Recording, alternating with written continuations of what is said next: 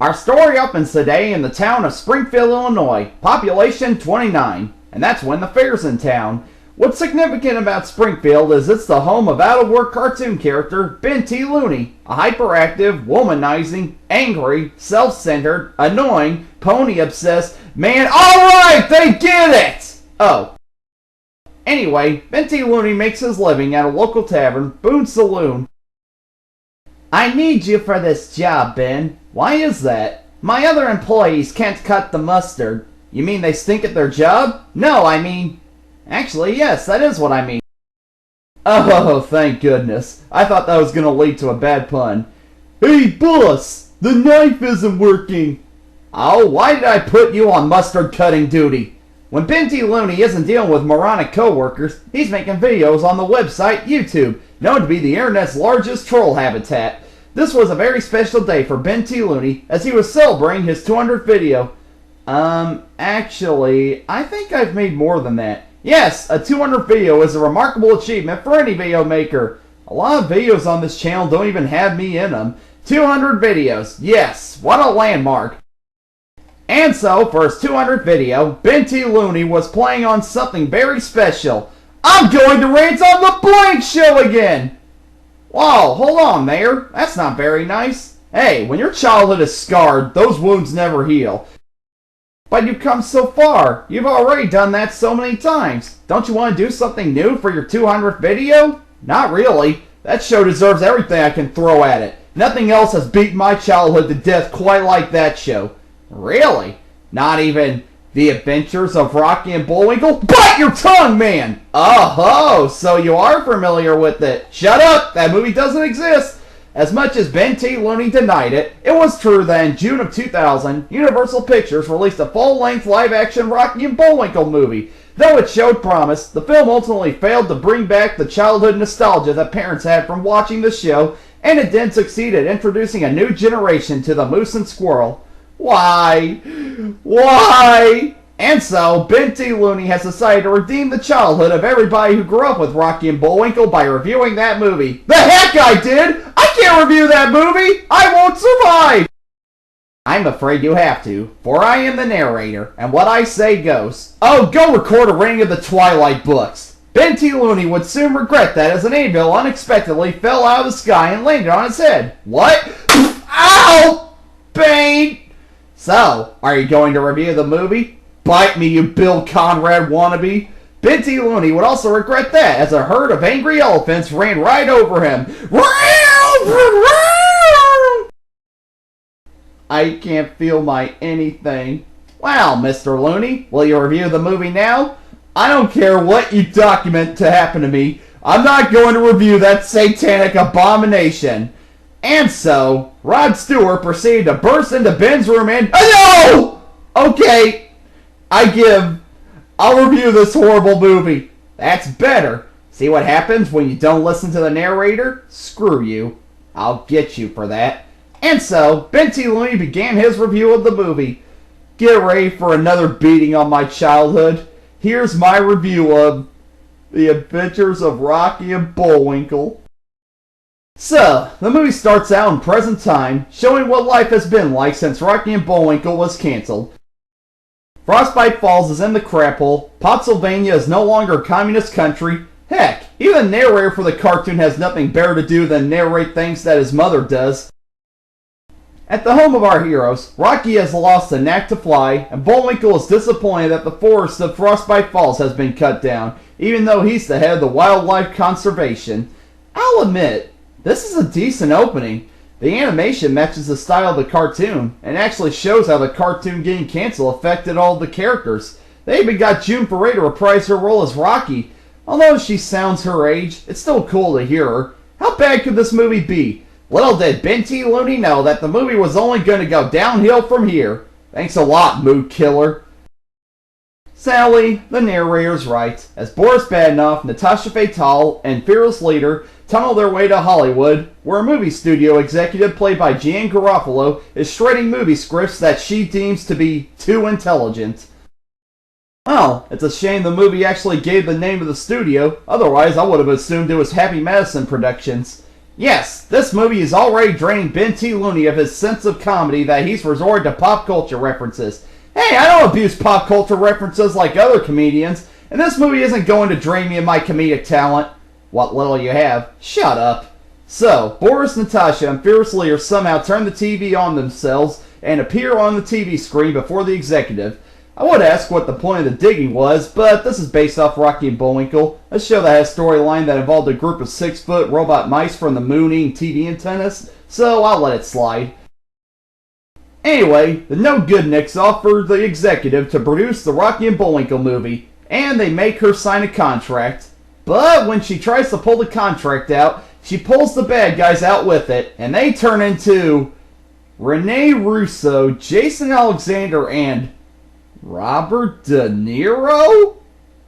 Yes, Benthelooney was speechless at the sight of the real actors playing the cartoon villains. He didn't even know where to begin. 1. Robert De Niro. 2. Robert De Niro. 3. I know I'm jumping ahead, but this isn't going to make any sense later on in the movie. 4. Robert De Niro. And 5. Robert De Niro! Okay, I can understand Russo and Alexander, but Robert De Niro? The star of Taxi Driver, Raging Bull, and The Deer Hunter? What is he doing in a Rocky and Bullwinkle movie? I mean, it just seems so weird and out of place for him. I can understand if he was a fan of the show and wanted to be involved, but it's Robert De freaking Niro! The Duck? This is the most confused that Benthelooney would have been until he discovered that De Niro also produced the movie. What? I'll be danged. He did. Why? Okay, De Niro's producing this movie and he's in it, whatever. So, the bad guys set off to do bad things, and the executive brings the script to her boss, played by Carl Reiner, who says he doesn't like moose pictures, and the contract is ripped up. The heck? We're not even 10 minutes in, there's already been 2 celebrity cameos. That's weird. Mr. Looney couldn't even anticipate the horror that awaited him in relation to the cameos. So, we're back in Frostbite Falls, where Rocky and Bullwinkle set off on a trip to Washington, D.C. to see the president about the deforestation.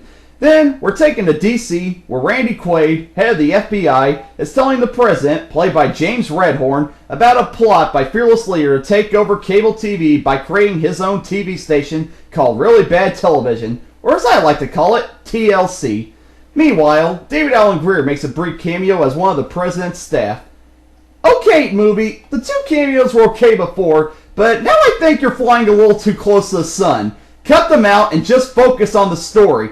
But alas, Benthelooney's cries will not be heard by Universal Studios. Wow, you're really good at unpredictability. Thank you. I was being sarcastic. Well, there's a tiger in your pants. No, there is. I'll just ignore that. Anyway, Randy Quaid is suspicious about how Fearless Leader seems to be able to predict what the government is planning, and he says that there might be a mole in the White House. And as it turns out, there is. Literally. Okay, writers for this movie. If you're trying to match the humor of Rocky and Bullwinkle, you're missing the mark a little bit. It's true the show used a lot of puns, but they didn't use literal jokes. Those are 2 different things. Rocky and Bullwinkle's humor was more verbal, not visual, so you're doing it wrong. Also, that joke would have been funny, but for some reason, it just comes off as awkward. A joke written on paper is one thing, but in order for it to come off as funny on a movie screen, it has to be executed in a funny way. So far, I haven't laughed at this movie. But I'm optimistic. Rocky and Bullwinkle has had its fair share of bad jokes. Maybe this movie will pick up. As optimistic as Benthelooney wanted to be, he knew that deep down that it could only get worse from here. Will he maintain sanity? Be with us next time for Cinemaphobia or Getting Real. And now, for culture fans, it's poetry time with Negative Nick. Hello, suffering people. Today's poem is called The Rabbit, and it's written by me. There once was a little rabbit. It died. This has been Poetry Time with Negative Nick. Last time you remember, Benthelooney was reviewing a movie based off one of his favorite cartoons, Rocky and Bullwinkle, and it wasn't starting out too good. So, Randy Quaid sends Agent Karen Sympathy, played by Piper Perabo, to LA to literally greenlight the Rocky and Bullwinkle movie. Okay, movie, that's not even a joke. That's just pointing out something obvious. Did the writer for this movie even watch the show? Does the writer for this movie even know how comedy works? Anyway, Rocky and Bullwinkle are brought into the real world, and they're in CGI. Despite the fact I'm happy that they didn't get a real squirrel and moose to play the parts of Rocky and Bullwinkle, how come they're still animated but Boris, Natasha, and Fearless Leader aren't? Huh? Hello? Anybody? So, Karen and the boys escape from security guards, and they start driving down the streets of LA. We then cut to RBTV Studios, and Fearless Leader is showing RBTV shows to a focus group, and it turns them into a bunch of brain-dead zombies. Fearless Leader then gets a fax about Rocky and Bullwinkle coming to stop him, and he wants Boris and Natasha to get rid of them. So, Fearless Leader demonstrates a new way to kill cartoon characters.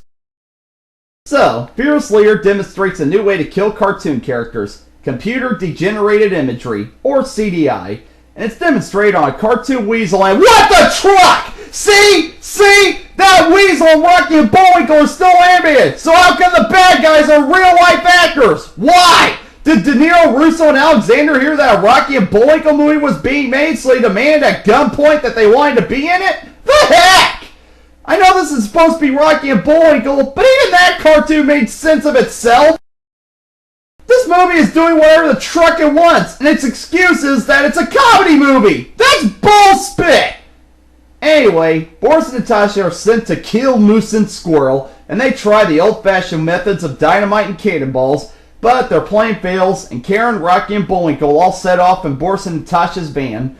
Boris and Natasha then get a call from Fearless Leader, and he proceeds to do this. Are you talking to me? Are you talking to me? Well, I'm the only one here, so you must be talking to me. That line felt so out of place, that's even got me confused. The heck? Did De Niro forget what movie he was in? What was the point of that? It didn't match the situation on screen, it didn't add anything to the scene, and it just felt completely out of place. If that's an example of this movie trying to be funny, then that physically hurts me. Come on, movie. Now you're pulling a Family Guy. Copying scenes from movies isn't funny. It's just, well, stupid. If I was watching an episode of the show, I wouldn't have been able to keep track of all the times I would have laughed at this point. In fact, why am I still watching this movie? I'm going to go watch the actual cartoon. Oh, no you don't. You're going to review this movie for your fans so they can laugh at your suffering. Oh, go suck a pine cone. And so, Rod Stewart, no! Okay, I'll press on and keep watching this, whatever this is. Anyway, Boris and Natasha wander in the desert and they find a helicopter and we get another cameo! This time by Jonathan Winters as the helicopter pilot. Okay, seriously movie, what's with all these stinking cameos? They're adding nothing to the plot and they're not even contributing to the humor. They're just familiar faces appearing in doing absolutely nothing! Is this a Muppet movie? This feels nothing like Rocky and Bullwinkle. That show never had any unfunny cameos in it. You know why? Ben proceeded to get on his usual soapbox. You might want to plug your ears. It didn't need them. Rocky and Bullwinkle was able to be funny by using plays on words, absurd situations, and clever and subtle satire on almost every subject Jay Ward and Bill Scott could get their fingers on. This movie doesn't even feel like a comedy. It feels more like a lighthearted action movie. This is nuts! This is almost as bad as Space Jam! Can this get any worse? Well, did Ben know? Shut up! You're not helping! So, using their helicopter, Boris and Natasha catch up with the good guys, and Natasha calls the police impersonating Karen, and Rocky and Bullwinkle are pulled over by the cops. And guess who's playing one of the cops? That's right, a trucking cameo! This time, it's John Goodman. And I kid you not, the movie actually points that out to us. I really am Agent Karen Sympathy, and I'm really John Goodman. Really? Movie? You're not even being subtle about your cameos anymore! You're actually pointing them out to us? Duck you, movie! You call yourself a Rocky and Bullwinkle movie? I should backhand you for even sharing a name with something so legendary and entertaining. You are scum, movie. You are putting your bucking celebrity cameos in front of paying tribute to such a great cartoon. That's it. I can't take it anymore. I'm ending it all. I can't stand to see the rest of this beating to Rocky and Bullwinkle. I just can't. Will Benthelooney end it all and stop himself from sitting through the rest of this torture chamber to one of his precious childhood treasures? Or will something completely unexpected and absurd stop him and make him continue to watch it? We'll find out in our next exciting episode, Gun A-Blazing, or Sappiness is a Warm Gun. And now, a word from our sponsor, Winston Cigarettes. You know, after working really hard on work days, I really need to sit back and just relax with a Winston cigarette. Hey, wait a minute, I don't smoke! That's right, Winston is the longest lasting cigarette, and it shows. It's got 8 inches of pure tobacco pleasure. Hasn't advertising smoking on TV been banned? Once you light up a Winston, you might as well be in paradise. I think I have cancer now. Winston cigarettes. I'm not saying it. You can't make me. It tastes good like a cigarette shot. Call a doctor. Last time you remember, Benthelooney was full of rage towards the Rocky and Bullwinkle movie, and so he was ready to end his life by shooting himself. But before he could pull the trigger, a meter maid told Ben that he had stopped at a parking meter that was out of order last Saturday night, so he had to pay a fine of $75. However, he used the last $75 he had to buy the last remaining boxes of peanut butter toast crunch, so he had to give up his gun in order to pay the fine. Well, that was random. And so, Ben proceeded to review the Rocky and Bullwinkle movie. Pray for me. So, Karen is arrested and Rocky and Bullwinkle are left to head to D.C. on foot. After unsuccessfully being able to hitchhike and Rocky failing to fly... Wait, Rocky can't fly? Why? Hello, movie, hello! Anyway, they're picked up by... cameos. And not just cameos, but dated cameos. That's right, they're picked up by none other than Kenan Thompson and Kel Mitchell, the former Nickelodeon stars. Gee, I wonder which year this movie came out. Anyway, Key and Kel take Rocky and Bullwinkle to What's the Matter You? No, not the same one from the cartoon, but a college that was named after the cartoon. Gee, I wonder when they're going to make a Pimento University based off the Dober Boys cartoon. Anyway, Rocky and Bullwinkle talk to Kenan and Kel, and R&B mention reruns. And guess what? Kel says to Kenan that he hopes that won't happen to them, and they wink at each other. I would show you what happens next, but YouTube has deemed it too violent. Never have I seen one man inflict such violence onto himself. Anyway, Bullwinkle is giving a speech at the college, while Boris tries to blast him with the CDI. Rocky notices Bullwinkle is in trouble, and Rocky suddenly remembers how to fly, and he manages to stop Boris. Rocky then says that the reason he can't fly is because he's lost the knack, and he'll never fly again. Yeah, I remember Rocky being a Debbie Downer in the original cartoon. That's the reason Bullwinkle is my favorite character. Shows how ahead of their time Bill Scott and Jay Ward were. They actually predicted what emos were going to be like 40 years before they popped up. What geniuses! Anyway, Rocky and Bullwinkle are given a car, and they set out for D.C. yet again. Meanwhile, Karen manages to trick a moronic prison guard to letting her escape, and she steals his truck by tricking him to going to the movies with her. Rocky and Bullwinkle end up in Chicago, where Boris and Natasha catch up to them, and a chase ensues. Now I'm starting to feel that this is what we would get if Michael Bay directed a comedy movie. Oh, sorry, if Michael Bay directed a bad comedy movie. Anyway, Boris and Natasha accidentally CDI their helicopter, causing them to fall into a traveling mattress salesman, played by a cameo, Billy Crystal. I just want to say right now, folks, if you're going to make a drinking game out of all the cameos in this movie, I'm not responsible for your deaths. So, Rocky and Bullwinkle meet up with Karen, and they are then arrested and taken to court, and then we get another cameo! Whoopi Goldberg, whose name is so subtly named Judge Cameo. Buck you, movie. Anyway, a drawn-out, unfunny court scene ensues, and Whoopi realizes it's Rocky and Bullwinkle, and they're set free. The good guys then drive off again. They find an airplane for sale, and Jonathan Winters is playing the owner of the airplane. Wow, this movie has rained out celebrity cameos that's now reusing the same John Winters cameo. That's sad, movie. Real sad. Anyway, the good guys get in the airplane, and Boris and Natasha are close behind, but they don't manage to catch them. Fearless Leader calls them, and Natasha says Rocky and Bullwinkle are dead, and they head back to RBTV. Meanwhile, Karen falls out of the airplane, and Rocky catches her while Bullwinkle keeps flying the plane. Karen and Rocky make it to New York, where RBTV is, and they end up getting captured by Fearless Leader, who starts the broadcast of RBTV. Bullwinkle lands in D.C., where the president has been turned stupid by RBTV. However, due to Bullwinkle being a moron, he isn't affected by the TV. Randy Quaid then sends Bullwinkle to RBTV via email, and he stops the bad guys. Rocky and Bullwinkle are heroes, Karen goes on a date with the security guard, and Frostbite Falls returns to its former glory, and the movie ends. It was at that time that Ben wanted to say what he truly felt about this movie. Although it burned him up badly, he knew that deep down inside that he wanted to go easy on it, and... oh, who am I kidding? This is Benthelooney we're talking about. This movie sucks! This movie has so little to do with Rocky and Bullwinkle that I think the makers of it were trying to make it not feel faithful as show. I wouldn't even be surprised if Boris and Natasha themselves made this movie.